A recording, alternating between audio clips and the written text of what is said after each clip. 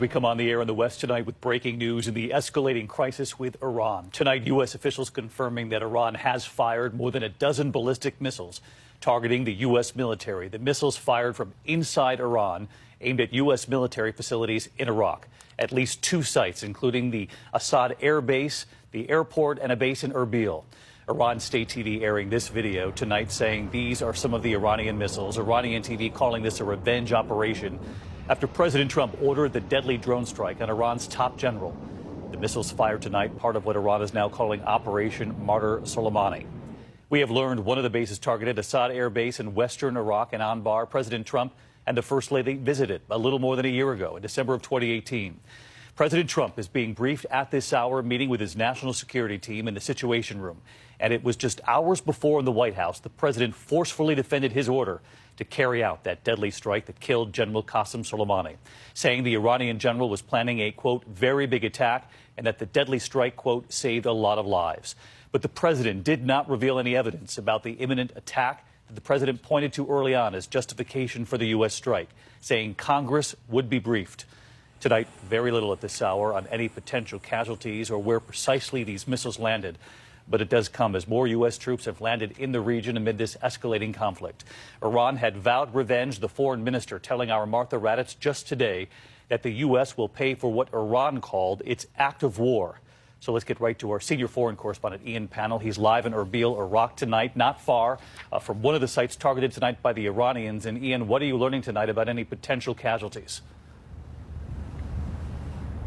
Yeah, David, a senior administration official tells ABC News that we are not seeing any American casualties at this moment, although the situation remains fluid and assessment is still ongoing. They're also saying that a number of those Iranian missiles that were, quote, targeted at the base failed to hit their target.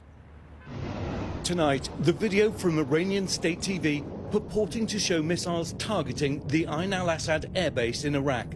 In the video, you see at least 3 lights moving across the sky. Then 2 more appear to streak towards the base, leaving a trail of smoke. Then another apparent launch, a steady stream lighting up the sky.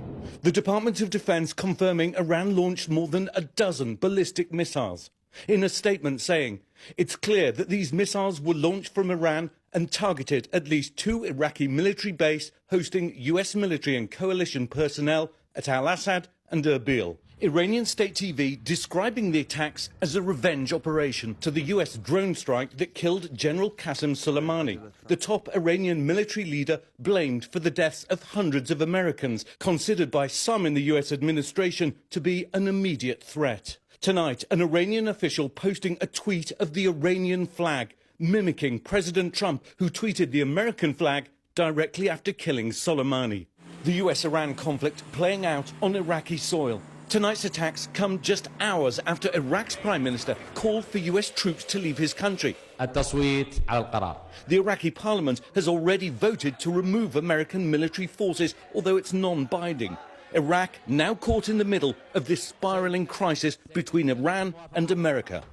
So let's get right back to Ian. He's live in Iraq tonight. And Ian, you were on the air with us earlier tonight. You had just heard some of those strikes not far from where you and the team are right now. And obviously one of the 2 targets, the Erbil airport and the base there. What are your sources telling you about what played out not far from where you are tonight?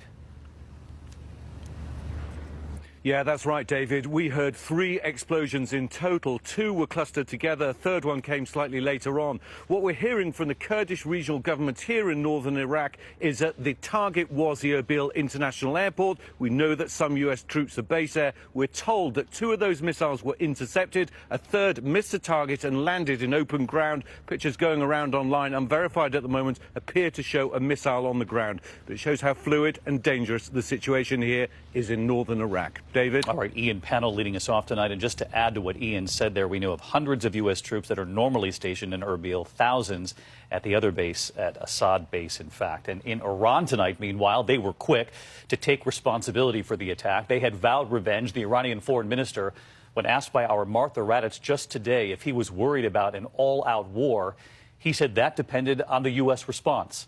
So let's get right to Martha. She's live in Tehran for us again tonight. And Martha, in your interview, the Iranian foreign minister said it would be Iran and not one of their proxies behind any attack that was coming. And that's what played out tonight. That's exactly what played out, and the Iranians immediately took credit for this. They are calling this a great victory against the great Satan. Those Iranian rockets raining down tonight on American forces in Iraq come hours after calls for revenge rose up at the funeral of General Qasem Soleimani. The Iranian Revolutionary Guard now calling tonight's rocket attacks Operation Martyr Soleimani, warning the arrogant American regime that any new invasions and aggressions will result in more painful and pounding responses.